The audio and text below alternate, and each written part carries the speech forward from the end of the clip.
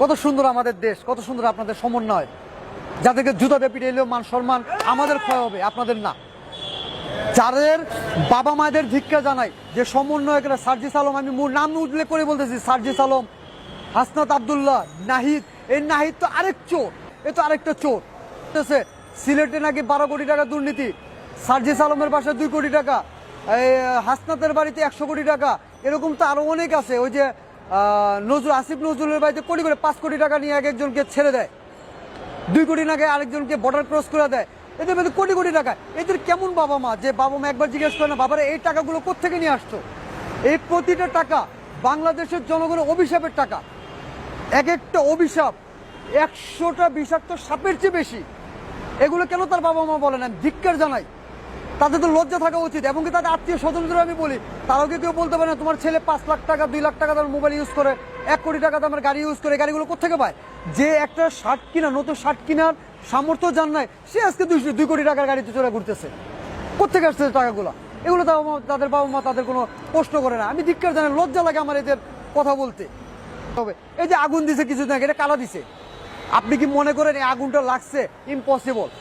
এই আগুনটার সাথে এখানের উপদেষ্টা সমন্বয়করা জড়িত আছে। বর্তমান এই সরকার যাওয়ার পর থেকে আমরা কঠিন অবস্থায় আছি, কঠিন অবস্থায়।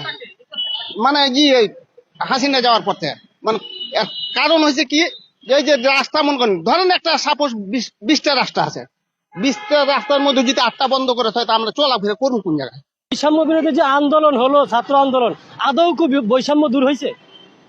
আমি তো দেখি প্রত্যেকটা সেক্টরে, প্রত্যেকটা ক্ষেত্রে এখনো সেই আগের থেকে আরো বেশি বৈষম্য চলছে। স্বাধীনতা পেয়েছি, দ্বিতীয় স্বাধীনতা, এটা বলা যাবে না। ন্যূনতম লজ্জাবোধ থাকলে এরকম কথা বলতে পারে না কোনো শিক্ষার্থী, বলতে পারে না যদি তার মৌলিক কোনো শিক্ষা থাকে। বাংলাদেশ আওয়ামী লীগ ঐতিহ্যবাহী সংগঠন, স্বাধীনতা সংগ্রামের আগের থেকে, ভাষা আন্দোলন থেকে এই আওয়ামী লীগ সংগঠন ঐতিহ্যবাহী সংগঠন।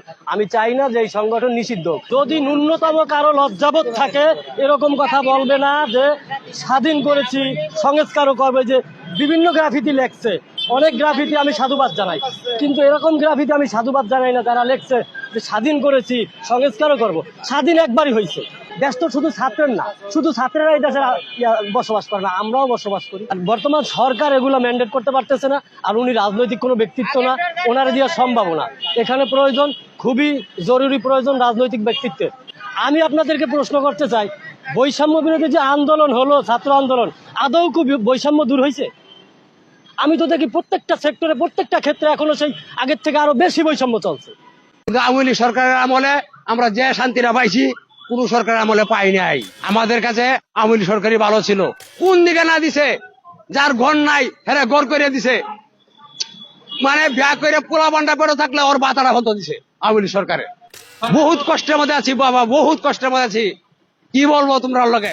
আগে যে কামাইটা ছিল, বর্তমানে বাবা এই কামাইটা আমাদের নাই। আমার পেটে ভাত নাই, পিন্দরে নাই কাপড়। এখন দিন খাল এক আল্লাহ পাক ছাড়া আর কেউ জানে না, কেউ জানে না কি কষ্টে যে দিন যাচ্ছে আমাদের। আর বাপে বাংলা ভাষা আনছে, আর বাপের মূর্তিতে যদি জুতা মারে, তাহলে এটা জিনিসটা তো অনেক বেদবি হয়ে যায়, অনেক বেদবি করে ফেলছে। শেখ হাসিনা স্বৈরাচার ফিরে আসুক, এটা চান কি? অবশ্যই। 2012 সালের পরের থেকে তো মানুষ এরকম উন্নয়ন দেখে নাই। আপনার আমার এটা কল্পনার বাইরে। 2012 সালের পরে মানুষ যেরকম, আপনি মেট্রো রেল তো জীবনে চোখে দেয়ই নাই বাপের জীবনে। মেট্রো রেল দেখছে জীবনে 2012 সালের পর। 2018-19-এর পর শেখ হাসিনা একটু হইলেও করছে, এটা আমরা মানি। আমরা তো শেখ হাসিনার 2 কোটি মানুষের যাই এয়ারপোর্ট মালা দিয়ে আনু। শুধু শেখ হাসিনার ডাকের অপেক্ষা আমরা সাধারণ মানুষ আছি।